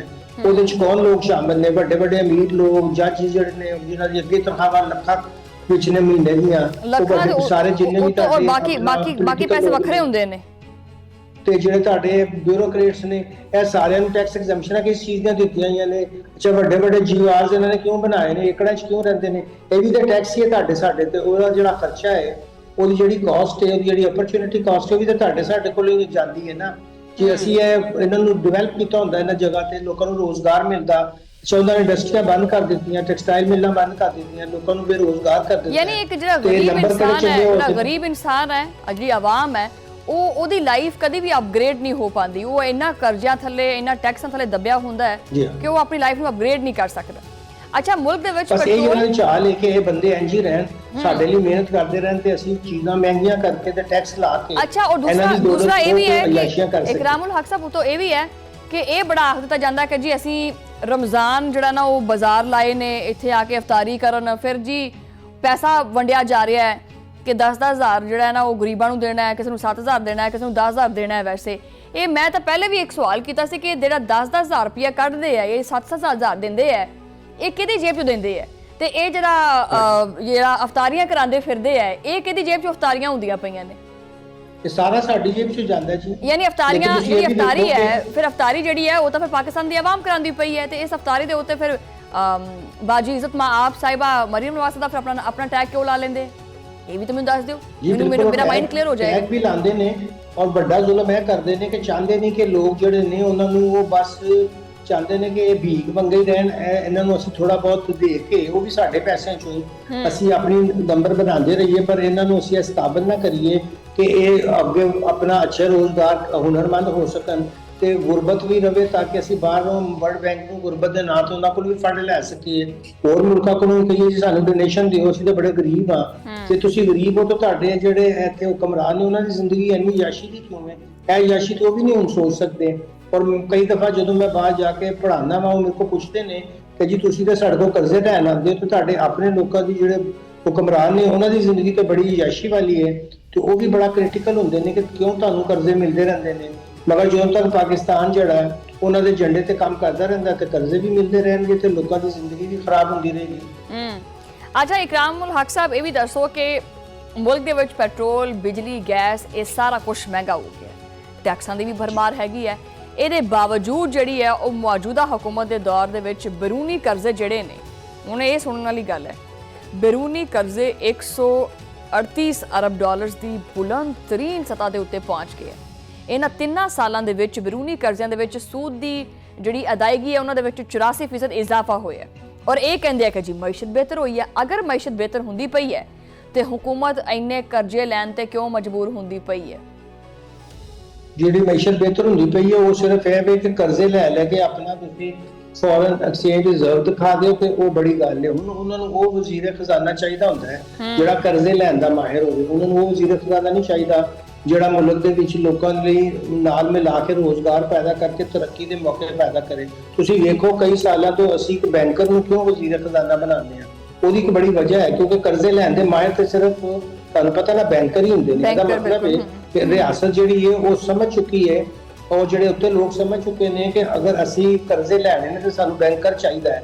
ਬੈਂਕਰ ਜਾ ਕੇ ਸਾਡੇ ਲਈ ਕਰਜ਼ੇ ਲੈਂਦਾ ਰਹੇਗਾ, ਅਸੀਂ ਯਾਸ਼ੀਆਂ ਕਰਦੇ ਰਹਾਂਗੇ ਤੇ ਲੋਕਾਂ ਦਾ ਖੂਨ ਚੂਸਦੇ ਰਹਾਂਗੇ। ਤੁਸੀਂ ਬਿਲਕੁਲ ਸਹੀ ਕਿਹਾ ਹੈ। ਤੇ ਹੁਣ ਬਸ ਉਹੀ ਹਾਲਾਤ ਆ ਗਏ ਨੇ ਕਿ ਤੁਹਾਨੂੰ ਸਾਨੂੰ ਅਗਲਾ ਹੁਕਮ ਇਹੀ ਦੇਣਗੇ ਕਿ ਯਾਰ ਸਾਡੀ ਤੇ ਇੰਨੀਆਂ ਨਾਲ ਵੀ ਪੂਰੀ ਨਹੀਂ ਪੈ ਰਹੀ, ਤੁਸੀਂ ਇੰਝ ਕਰੋ ਕਿ ਰੋਜ਼ ਲੰਘਦੇ ਹੋਇਆ ਆਪਣਾ ਥੋੜਾ ਬਲੱਡ ਵੀ ਸਾਨੂੰ ਦੇ ਜਾਇਆ ਤਾਂ ਕਿ ਅਸੀਂ ਉੱਤੇ ਵੀ ਯਾਸ਼ੀ ਕਰੀਏ। ਹਾਂ, ਰੋਜ਼ ਜਾਂਦੇ ਹੋਏ ਨਾ ਸਾਨੂੰ 2 ਲੀਟਰ ਜਿਹੜਾ ਤੁਹਾਡਾ ਖੂਨ ਹੈ ਨਾ ਇਹ ਵੀ ਚਾਹੀਦਾ। ਕੀ ਬੰਦਾ ਕਰੇ ਵੈਸੇ। ਬਹਰਹਾਲ ਇੱਕ ਸਟੇਟ ਬੈਂਕ ਦੇ ਮੁਤਾਬਿਕ ਜਿਹੜਾ ਨਾ ਉਹ ਰਵਾ ਮਾਲੀ ਸਾਲ ਦੇ ਪਹਿਲੇ 7 ਮਾਹ ਦੇ ਦੌਰਾਨ ਜਿਹੜਾ ਨਾ ਉਹ ਬਰਾਮਦਾਤ ਦੇ ਵਿੱਚ 17% ਕਮੀ ਆਈ ਹੈ। ਐਕਸਪੋਰਟਸ ਜਿਹੜੀਆਂ ਨੇ ਉਹ 7 ਅਰਬ 28 ਕਰੋੜ ਡਾਲਰ ਤੱਕ ਮਹਿਦੂਦ ਰਹੀਆਂ। ਬਰਾਮਦਾਤ ਦੇ ਵਿੱਚ ਇੰਨੀ ਵੱਡੀ ਜਿਹੜੀ ਕਮੀ ਹੈ ਇਹਦੀ ਵਜ੍ਹਾ ਤੁਸੀਂ ਕੀ ਦੇਖਦੇ ਪਏ? ਦੇਖੋ ਜੀ, ਉਹਨਾਂ ਨੇ ਟੈਕਸ ਲਾ ਕੇ ਤੇ ਬਿਜਲੀ ਮਹਿੰਗੀ ਕਰਕੇ ਜਿੰਨੀਆਂ ਸੰਤਾਂ ਸਨ ਉਹਨਾਂ ਦਾ ਬੇੜਾ ਗਰਕ ਕਰਤਾ। ਉਹਨਾਂ ਤੇ ਲੋਕਾਂ ਨੂੰ ਸੰਤਾਂ ਬੰਦ ਕਰਨੀਆਂ ਪਈਆਂ ਨੇ, ਉਹ ਬੇਰੁਜ਼ਗਾਰੀ ਵਧੀ ਹੈ। ਬਜਾਏ ਕਿ ਨਵੀਂ ਇਨਵੈਸਟਮੈਂਟ ਹੁੰਦੀ, ਤੁਸੀਂ ਜਿਹੜਾ ਉਹਨਾਂ ਦਾ ਵੀ ਬੁਰਾ ਹਾਲ ਕਰ ਦਿੱਤਾ। ਪਾਕਿਸਤਾਨ ਵਿੱਚ ਤੁਸੀਂ ਦੇਖੋ, ਇਸ ਵੇਲੇ ਸਾਡੇ ਜਿਹੜਾ ਵੀ ਇਰਦ ਗਿਰਦ ਮੁਲਕ ਨੇ ਉਹਦੇ 'ਚ ਤਿੰਨ ਚੀਜ਼ਾਂ ਦਾ ਤੁਸੀਂ ਮੁਕਾਬਲਾ ਕਰ ਲਓ। ਅਗਰ ਅਸੀਂ ਸਾਡੀ ਸਭ ਤੋਂ ਮਹਿੰਗੀ ਗੈਸ ਬਿਜਲੀ ਹੈ, ਉਹਦੇ ਬਾਅਦ ਜਿਹੜਾ ਇੰਟਰਸਟ ਰੇਟ ਹੁੰਦਾ, ਜਿਹੜਾ ਲੋਕ ਪੈਸੇ ਲੈ ਕੇ ਬੈਂਕਾਂ ਕੋਲੋਂ ਆਪਣੀ ਐਕਸਪੈਂਸ਼ਨ ਕਰਦੇ ਨੇ, ਉਹ ਵੀ ਸਾਡਾ ਸਭ ਤੋਂ ਮਹਿੰਗਾ ਹੈ। ਉਹਦੇ ਬਾਅਦ ਟੈਕਸ ਜਿਹੜੇ ਨੇ ਉਹ ਤੇ ਅਸੀਂ ਹੁਣ, ਮੈਂ ਤੁਹਾਨੂੰ ਦੱਸਾਂ, ਸਾਡਾ ਟੈਕਸ ਤੇ ਮੇਰਾ ਖਾਸ ਸਬਜੈਕਟ ਹੈ, ਤੁਹਾਨੂੰ ਪਤਾ ਹੈ। ਟੈਕਸ ਤੇ ਅਸੀਂ ਹੁਣ ਇਸ ਵੇਲੇ ਦੁਨੀਆ ਦੇ ਸਭ ਤੋਂ, ਮੈਂ ਦੇਖ ਰਿਹਾ ਕਿ ਜਿਹੜੇ ਸਭ ਤੋਂ ਜ਼ਿਆਦਾ ਮੁਲਕਾਂ 'ਚ ਟੈਕਸ ਹੁੰਦਾ ਸੀ, ਜਿਹਨੂੰ ਅਸੀਂ ਸਕੈਂਡੀਨੇਵੀਅਨ ਮੁਲਕ ਕਹਿੰਦੇ ਹਾਂ, ਜਿਹਦੇ ਵਿੱਚ ਸਵੀਡਨ, ਨਾਰਵੇ, ਫਿਨਲੈਂਡ ਉਹਦੇ ਸਾਰੇ ਸ਼ਾਮਿਲ ਨੇ, ਅਸੀਂ ਉੱਥੋਂ ਵੀ ਜ਼ਿਆਦਾ ਟੈਕਸ ਲਾਤਾ ਹੈ। ਉਹ ਹੁਣ ਸਾਡਾ ਟੈਕਸ ਤੇ ਇੰਨਾ ਹੋ ਗਿਆ ਹੈ ਕਿ ਤੁਸੀਂ ਸਮਝੋ ਕਿ ਜਿਹੜਾ ਮਿਲ ਵਾਲਾ ਬੰਦਾ ਵੀ ਹੈ, ਉਹ ਅਗਰ 100 ਰੁਪਏ ਜਿਹੜਾ ਸਾਫ ਸੁਥਰਾ ਕੰਮ ਕਰ ਰਿਹਾ, ਇਹਨਾਂ ਵਾਂਗ ਚੋਰ ਚਕਾਰੀ ਨਹੀਂ ਕਰ ਰਿਹਾ, ਜਾਂ ਉਹਦਾ ਕੋਈ ਪੋਲੀਟੀਕਲ ਮਕਸਦ ਨਹੀਂ ਹੈਗਾ, ਉਹ ਸਾਰਾ ਕਮਾ ਕੇ ਉਹ ਪੱਲਿਓਂ ਕਿੱਥੋਂ ਦੇਗਾ? ਉਹ ਕਹਿੰਦਾ ਜੀ ਮੈਂ ਬੰਦ ਕਰਕੇ, ਜ਼ਾਹਿਰ ਹੈ ਕਿ ਉਹ ਕੋਈ ਬੰਦਾ ਵੀ ਆਪਣੇ ਪੱਲਿਓਂ ਤੇ ਪੈਸਾ ਨਹੀਂ ਲਾਏਗਾ ਨਾ, ਕਿੰਨੀ ਦੇਰ ਲਾਏਗਾ? ਉਹ ਸਾਰੇ ਬਰਬਾਦ ਹੋ ਗਏ ਨੇ। ਉਹਨਾਂ ਚੋਂ ਜਿਹੜੇ ਚੰਗੇ ਮੋਟੀਆਂ ਪਾਰਟੀਆਂ ਸਨ, ਉਹਨਾਂ ਨੇ ਜਾ ਕੇ ਹੋਰ ਜਗ੍ਹਾ ਤੇ ਇਨਵੈਸਟਮੈਂਟ ਕਰ ਲਈ ਹੈ। ਉਹਨਾਂ ਨੂੰ ਅਗਰ ਉਹ ਜਾਂਦੇ ਨੇ ਕੋਰੀਆ ਚਲੇ ਜਾਣ, ਉਹ ਵੀਅਤਨਾਮ, ਉਹ ਸਾਰੇ ਕਹਿ ਰਹੇ ਨੇ ਕਿ ਸਾਡੇ ਕੋਲ ਆਓ, ਅਸੀਂ ਤੁਹਾਨੂੰ 20 ਸਾਲ ਦੀ ਟੈਕਸ ਐਗਜ਼ੈਂਪਸ਼ਨ ਦਾਂਗੇ, ਇੱਥੇ ਹਰ ਚੀਜ਼ ਵੀ ਸਸਤੀ ਹੈ, ਇੱਥੇ ਤੁਹਾਨੂੰ ਬਿਹਤਰੀਨ ਲੇਬਰ ਵੀ ਮਿਲੇਗੀ।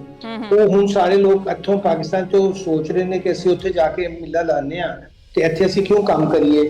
ਤੇ ਅਸੀਂ ਤੇ ਇਹ ਕੰਮ ਫੜਿਆ ਹੋਇਆ ਕਿ ਅਸੀਂ ਜਿਹੜੇ ਸਾਡੇ ਪਹਿਲੇ ਲੋਕ ਕੰਮ ਕਰ ਰਹੇ ਸਨ ਉਹਨਾਂ ਨੂੰ ਵੀ ਭਜਾ ਰਹੇ ਹਾਂ, ਤੇ ਜਿਹੜੇ ਨਵੇਂ ਕਿੱਥੋਂ ਆਣੇ ਨੇ, ਤੇ ਨਾਲ ਸਾਰਾ ਦਿਨ ਪ੍ਰੋਪਗੈਂਡਾ ਕਰਦੇ ਰਹਿੰਦੇ ਆ ਕਿ ਜੀ ਅਸੀਂ ਹੁਣ ਮਿਨਰਲਸ ਵੇਚ ਦਿਆਂਗੇ, ਅਸੀਂ ਹੁਣ ਇਹ ਕਰ ਦਿਆਂਗੇ, ਉੱਥੋਂ ਸਾਨੂੰ ਕਿੰਨੇ $100 ਅਰਬ ਆ ਜਾਣਗੇ। ਇਹ ਸਭ ਜਿਹੜਾ ਧੋਖਾ ਹੈ, ਜਿਹੜੀ ਮੁਲਕ ਆਪਣੀ ਪੈਦਾਵਾਰ ਦੇ ਵਿੱਚ ਆਪਣੇ ਲੋਕਾਂ ਨੂੰ ਸ਼ਾਮਲ ਕਰਕੇ ਇੰਡਸਟਰੀਲਾਈਜੇਸ਼ਨ ਨਹੀਂ ਕਰਦੀ, ਉਹ ਕਦੀ ਵੀ ਮਾਸ਼ਰਾ ਅੱਗੇ ਨਹੀਂ ਜਾਂਦਾ। ਉੱਥੋਂ ਹੀ ਫਿਰ ਜਿਹੜੇ ਬੱਚੇ ਹੁੰਦੇ ਨੇ, ਉਹਨਾਂ ਜਿਹੜੇ ਦੇਖੋ, ਔਰ ਟੈਕਸਟਾਈਲ ਦੇ ਵਿੱਚੋਂ ਹੀ ਫਿਰ ਉਹ ਬੱਚਿਆਂ ਨੂੰ ਸਕੂਲ ਵਗੈਰਾ ਜਾਂਦੇ ਨੇ, ਉੱਥੋਂ ਫਿਰ ਉਹ IT ਵੱਲ ਜਾਂਦੇ ਨੇ, ਉਹਨਾਂ ਦੀ ਜ਼ਿੰਦਗੀ ਖੁਸ਼ਹਾਲ ਹੋਏਗੀ, ਉਹਨਾਂ ਨੂੰ 4 ਪੈਸੇ ਮਿਲਣਗੇ, ਉਹ ਸਕੂਨ ਦੇ ਨਾਲ ਆਪਣੇ ਬੱਚਿਆਂ ਨੂੰ ਪੜ੍ਹਾ ਸਕਣਗੇ ਨਾ। ਤੇ ਕਿੱਥੋਂ ਆਣਗੇ? ਅਮੀਰਾਂ ਦੇ ਬੱਚੇ ਤੇ ਜਾਂ ਤੇ ਪੜ੍ਹਦੇ ਨਹੀਂ, ਜੇ ਪੜ੍ਹਦੇ ਵੀ ਨੇ ਤੇ ਫਿਰ ਉਹਨਾਂ ਨੂੰ ਕੰਮ ਕਰਨ ਦੀ ਤਾਂ ਕੋਈ ਆਸ ਨਹੀਂ ਹੁੰਦੀ। ਜੇ ਉਹਨਾਂ ਨੂੰ ਬੈਠੇ ਬੈਠੇ ਪੈਸਾ ਆ ਰਿਹਾ ਹੈ, ਖਾਸ ਤੌਰ ਤੇ ਬਿਊਰੋਕਰੇਟ ਦੇ ਬੱਚੇ ਜਿਹੜੇ ਨੇ, ਉਹ ਕਿਉਂ ਅੱਗੇ ਜਾ ਕੇ, ਉਹ ਇੱਥੇ ਰਹਿੰਦੇ ਵੀ ਨਹੀਂ, ਬਾਹਰ ਉਹਨਾਂ ਨੂੰ ਦਾਖਲੇ ਮਿਲ ਜਾਂਦੇ ਨੇ, ਉੱਥੋਂ ਦੀ ਨੈਸ਼ਨੈਲਿਟੀ ਲੈ ਲੈਂਦੇ ਨੇ, ਤੇ ਅੰਮੀ ਔਰ ਅੱਬਾ ਵੀ ਫਿਰ ਰਿਟਾਇਰ ਹੋ ਕੇ ਉੱਥੇ ਹੀ ਪਹੁੰਚ ਜਾਂਦੇ ਨੇ। ਤੇ ਪੋਲੀਟੀਸ਼ੀਅਨਸ ਨੇ ਵੀ ਬਾਹਰ ਸਾਰੀਆਂ ਪ੍ਰਾਪਰਟੀਆਂ ਬਣਾਈਆਂ ਹੋਈਆਂ ਨੇ। ਪਾਕਿਸਤਾਨ ਨੂੰ ਸਿਰਫ ਉਹਨਾਂ ਨੇ ਲੁੱਟ ਮਾਰ ਦਾ ਇੱਕ ਖਾਣਾ ਹੈ, ਪਾਕਿਸਤਾਨ ਨੂੰ ਸਿਰਫ ਖਾਣਾ ਹੈ। ਪਾਕਿਸਤਾਨ ਨੂੰ ਇੱਕ ਹੁੰਦਾ ਖਾਣਾ। ਵੈਸੇ ਇਕਰਾਮੁਲ ਸਾਹਿਬ, ਸਾਡੇ ਪੰਜਾਬੀ ਚ ਕਹਿੰਦੇ ਆ ਚੂੰਡਣਾ, ਠੀਕ ਹੈ ਨਾ, ਛੂੰਡਣਾ ਇਹਨੇ ਆਵਾਮ। ਅੱਛਾ, ਇਹ ਜਿਹੜੀ ਤੁਸੀਂ ਟੈਕਸ ਦੀ ਗੱਲ ਕੀਤੀ ਹੈ ਨਾ, ਵੈਸੇ ਇਹਦੇ ਵਿੱਚ ਮੈਂ ਤੁਹਾਡੀ ਗੱਲ ਤੋਂ ਇੱਕ ਚੀਜ਼ ਨਿਕਲੀ ਹੈ ਬਾਹਰ ਕਿ ਜਿਹੜਾ ਡਿਸਟ੍ਰੀਬਿਊਸ਼ਨ ਆਫ ਮਨੀ ਹੈ ਨਾ ਪਾਕਿਸਤਾਨ ਦੇ ਵਿੱਚ, ਉਹ ਨਹੀਂ ਹੈਗਾ। ਯਾਨੀ ਪੈਸਾ ਸਰਕੂਲੇਟ ਨਹੀਂ ਕਰਦਾ ਪਿਆ, ਠੀਕ ਹੈ, ਮਖਸੂਸ ਲੋਕਾਂ ਦੇ ਵਿੱਚ ਗਰਦਿਸ਼ ਕਰਦਾ ਪਿਆ, ਮਖਸੂਸ ਲੋਕਾਂ ਦੇ ਵਿੱਚ ਸਰਕੂਲੇਟ ਕਰਦਾ ਪਿਆ। ਇਸ ਵਾਸਤੇ ਅਮੀਰ ਤਰ ਔਰ ਗਰੀਬ ਤਰ। ਉਤੋਂ ਦੂਜਾ ਇਹ ਮਾਮਲਾ ਹੈ ਕਿ ਵੀ ਉਹ ਜਿਹੜਾ ਡੋਨਲਡ ਟਰੰਪ ਹੈ, ਉਹ ਸਾਡੇ ਨਾਲ ਜਿਹੜਾ ਨਾ ਉਹ ਇਹ ਕੰਮ ਕੀਤੀ ਜਾਂਦਾ ਹੈ ਕਿ ਉਹ ਸੱਜੀ ਵਿਖਾ ਕੇ ਤੇ ਖੱਬੀਆਂ ਮਾਰੀ ਜਾਂਦਾ। ਇੱਕ ਪਾਸੇ ਉਹਨੇ ਭਾਰਤ ਤੇ ਪਹਿਲੇ ਬੜਾ ਕੁ ਟੈਰਿਫ ਲਾ ਦਿੱਤਾ, ਹੁਣ ਭਾਰਤ ਦੇ ਨਾਲ ਉਹਦੀਆਂ ਜੱਫੀਆਂ ਪੈਂਦੀਆਂ ਪਈਆਂ। ਗੁਜ਼ਸ਼ਤਾ ਮਾਹ ਜਿਹੜਾ ਉਹ ਭਾਰਤ ਦਾ 27 ਮੁਲਕਾਂ ਦੇ ਨਾਲ ਤਾਰੀਖੀ ਤਜਾਰਤੀ ਮੁਆਹਦਾ ਹੋਇਆ, ਜਿਹਨੂੰ ਕਿ ਮਦਰ ਆਫ ਆਲ ਡੀਲਸ ਕਰਾ ਦਿੱਤਾ ਗਿਆ। ਅੱਛਾ, ਇਸ ਤਜਾਰਤੀ ਮੁਆਹਦੇ ਦੇ ਪਾਕਿਸਤਾਨ ਦੇ ਉੱਤੇ ਮੁਮਕਿਨ ਜਿਹੜੇ ਅਸਰਾਤ ਪੈ ਸਕਦੇ ਆ, ਉਹ ਕਿਹੜੇ ਪੈ ਸਕਦੇ ਆ? ਯਾਨੀ ਇਹ ਆਉਣ ਵਾਲੇ ਦੌਰ ਦੇ ਵਿੱਚ ਜਿਹੜੀ ਮਹਿੰਗਾਈ ਹੈ ਜਾਂ ਟੈਕਸ ਹੈ, ਇਹ ਹੋਰ ਵਧੇਗਾ। ਦੇਖੋ ਜੀ, ਸਭ ਤੋਂ ਪਹਿਲੇ ਗੱਲ ਹੈ ਕਿ ਸਾਡੀ ਵੈਸੇ ਇੰਡਸਟਰੀ ਕੰਪੈਟੀਟਿਵ ਨਹੀਂ ਸੀ, ਕੋਟੇ ਬਾਹਰੋਂ ਖਤਮ ਹੋ ਗਏ ਨੇ। ਉੱਤੋਂ ਟਰੰਪ ਸਾਹਿਬ ਨੇ ਜਿਹੜੀ ਹਰਕਤਾਂ ਕੀਤੀਆਂ, ਤੁਸੀਂ ਸਹੀ ਕਹੀਆਂ, ਉਹਦਾ ਆਪਣਾ ਨੈਸ਼ਨਲ ਇੰਟਰਸਟ ਹੈ, ਉਹਦਾ ਆਪਣੇ ਬਿਜ਼ਨਸ ਇੰਟਰਸਟ ਨੇ। ਸਾਡੇ ਲੋਕ ਜਿਹੜੇ ਨੇ ਉਹਦੇ ਖੁਸ਼ਾਮਦੀ ਬਣ ਕੇ ਸਮਝਦੇ ਨੇ ਕਿ ਸਾਨੂੰ ਬਹੁਤ ਕੁਝ ਦੇ ਦੇਗਾ, ਤੁਹਾਨੂੰ ਕੁਝ ਵੀ ਨਹੀਂ ਦੇਗਾ। ਉਹਨੇ ਤੁਹਾਨੂੰ ਜਿਹੜਾ ਉਲਟਾ ਜੰਗਾਂ 'ਚ ਦੇਖੋ ਕਿਹਾ ਆ ਕਿ ਸਾਡੇ ਨਾਲ ਉੱਥੇ ਹਿਫਾਜ਼ਤ ਕਰੋ, ਇਹ ਕਰੋ, ਉਹ ਕਰੋ।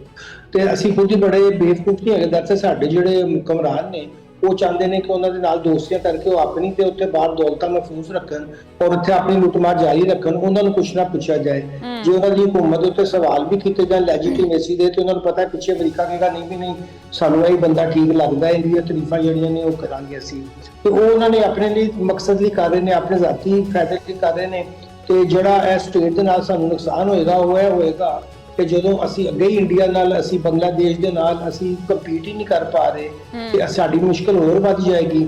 ਜਦੋਂ ਸਾਡੀਆਂ ਤੁਸੀਂ ਦੇਖੋ ਨਾ, ਇਹ ਜਦੋਂ ਸਾਨੂੰ ਬੜਾ ਚਾਅ ਚੜਿਆ ਸੀ ਕਿ ਸਾਡਾ ਟੈਰਿਫ ਘੱਟ ਹੈ ਤੇ ਇੰਡੀਆ ਦਾ ਜ਼ਿਆਦਾ ਹੈ, ਉਹਨਾਂ ਦੀ ਐਕਸਪੋਰਟ ਵਧੀ ਹੈ, ਸਾਡੀ ਇੰਪੋਰਟ ਘਟੀ ਹੈ। ਤੇ ਹੁਣ ਜੇ ਉਹਨਾਂ ਨੂੰ ਟੈਰਿਫ ਵੀ ਘੱਟ ਜਾਏਗਾ ਤੇ ਫਿਰ ਤਾਂ ਸਾਡਾ ਕੋਈ ਮੁਕਾਬਲਾ ਹੀ ਨਹੀਂ ਮੁਕਾਬਲਾ ਹੀ ਨਹੀਂ ਅਸੀਂ ਤਾਂ ਹੈਗਾ ਬਸ ਯਾਨੀ GPS ਦੁਨੀਆ ਕੋਟਿਆਂ ਤੇ ਦੁਨੀਆ ਜਾਂਦੀ ਹੈ ਰਵਾਂਗੇ। ਗਾਂ ਨੂੰ ਅਸੀਂ ਪਿਛਾਂ ਨੂੰ ਜਾਂਦੇ ਹਾਂ ਜੀ ਬਿਲਕੁਲ। इकरामुल हक साहब बहुत बहुत शुक्रिया तुसीं टाइम दिता और अपना तजिया पेश किया। नाज़रीन अगर अज फैसला कुन इकदामात ना किए गए तो फिर आने वालियां रिपोर्टां मजीद चीकां कूकां मारनगियां, गुरबत का ग्राफ मजीद उत्ते चला जाएगा। मुतवसत तबका वो तो बेचारा पहले ही सुकड़िया पिया, उन्होंने बस ना सुकोड़ के ना तो इंज छंड के ते फिर तार दे उत्ते पा देना भी एला तू हुण धुप सेक ला इहदी। वक्त का तकाजा यह है कि हुक्मरान ज़मीनी हकायक नूं तस्लीम करन और अवामी फलाह नूं आपदी अव्वलीन तरजीह बनाउण। हाय ये किवें होएगा? पर तरक्की दे दावे आपदी जगह कि हमने ये कर दिया, हमने वो कर दिया, लेकिन असल सवाल जिहड़ा ना जनाबे वाला यही है कि आम बंदे दी जिंदगी बेहतर हुई है? और अगर जवाब हैगा नहीं तो फिर पॉलिसियां दे उत्ते नज़रसानी जिहड़ी है वो नागुज़ीर है। पंजाब और पाकिस्तान दोनों नूं एक ऐसी हिकमत अमली की जरूरत है जो कि सिर्फ अदादोशुमार नहीं बल्कि आवाम दी जिंदगियां नूं बदल सके। यही असल इम्तिहान है और यही असल कामयाबी है। लेकिन हुण करिए कि हुण तां असीं लै लिया 11 अरब रुपये दा जहाज, वो असीं अड़ावांगे ते लुटांगे मौजां। ठीक है, चलो ये लुटना चाहते मौजां तो चलो लुट लैण। ਇਹਦੇ ਨਾਲ ਹੀ ਹੁਣ ਜਿਹੜਾ ਪ੍ਰੋਗਰਾਮ ਹੈ ਇਹਦਾ ਵਕਤ ਖਤਮ ਹੋ ਗਿਆ। ਤੁਹਾਡਾ ਮੁਲਾਕਾਤ ਹੋਏਗੀ ਅਗਲੇ ਪ੍ਰੋਗਰਾਮ ਦੇ ਵਿੱਚ, ਉਦੋਂ ਲਈ ਅੱਲਾ ਨੇ ਕੇ